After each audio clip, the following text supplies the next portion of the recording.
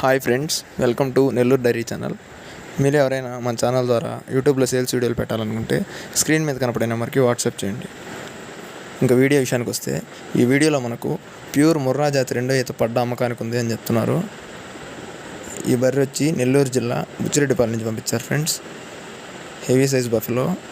ఇది డెలివరీ అయ్యి 5 days అవుతుంది. ఈయన 5 రోజులైంది.